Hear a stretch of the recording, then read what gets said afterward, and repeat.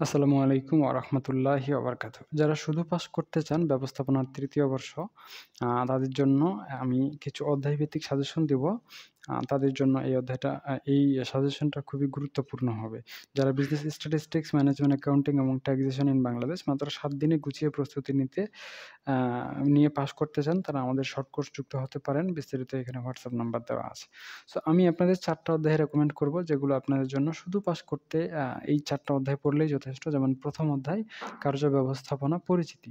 এই অধ্যায়ের ভিতরে যতগুলো প্রশ্ন রয়েছে ভালো করে সবগুলোই পড়ে নিবেন। এরপরে হচ্ছে ৩য় অধ্যায় পণ্য ডিজাইন ও প্রক্রিয়া নির্বাচন। এরপরে ৫ম অধ্যায় মান ব্যবস্থাপনা এবং ৮ম অধ্যায় পরিচালন সিদ্ধান্তসমূহ। এই ৪ টা অধ্যায় যদি আপনারা ভালো করে গুছিয়ে প্রস্তুতি নিয়ে নেন, আপনাকে আর অন্য কোনো অধ্যায় পড়ার দরকার নাই। এই ৪ টা অধ্যায়ে যতগুলো প্রশ্ন রয়েছে সবগুলোই আপনারা পড়ে নিবেন। তাহলেই আপনাদের জন্য এনাফ হয়ে যাবে। এর বাইরে আপনাকে বা আপনাদেরকে আর প্রস্তুতি নেওয়ার কোনো প্রয়োজন নেই। আর আপনারা যদি চান তাহলে এটা আমাদের free group, BBA group all department, এই গ্রুপে যুক্ত হয়ে থাকতে পারেন। বিজনেস স্ট্যাটিস্টিক্স, ম্যানেজমেন্ট অ্যাকাউন্টিং এবং ট্যাক্সেশন ইন বাংলাদেশ। এই ৩ টা গ্রুপে যদি আপনি যুক্ত হন আমাদের এই ৩ টা শর্ট কোর্সে, তাহলে একদমই ৭ দিনে আপনারা গুছিয়ে প্রস্তুতি নিয়ে পাস নাম্বার তুলে ফেলতে পারবেন। এটা আমাদের পিডিএফ সাজেশন গ্রুপ এবং এটা আমাদের ফ্রি লাইভ ক্লাসের গ্রুপ।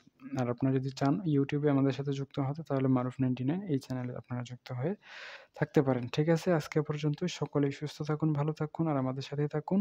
যারা শুধু পাস করতে চান, এই ৪ টা অধ্যায়ের বাইরে অন্য কোনো চ্যাপ্টার বা অন্য কোনো অধ্যায় পড়ার দরকার নেই। তবে এই সাজেশনটা শুধুমাত্র ব্যবস্থাপনা বিভাগ ৩য় বর্ষের শিক্ষার্থীদের জন্য প্রযোজ্য। আমি আবারও বলছি, ১ম অধ্যায় কার্য ব্যবস্থাপনা পরিচিতি, ৩য় অধ্যায় পণ্য ডিজাইন ও প্রক্রিয়া নির্বাচন, ৫ম অধ্যায় মান ব্যবস্থাপনা এবং ৮ম অধ্যায় পরিচালন সিদ্ধান্তসমূহ। এই ৪ টা অধ্যায় আপনারা পড়ে নিবেন। এই ৪ টা অধ্যায় পড়ে নিলেই আপনাদের জন্য যথেষ্ট।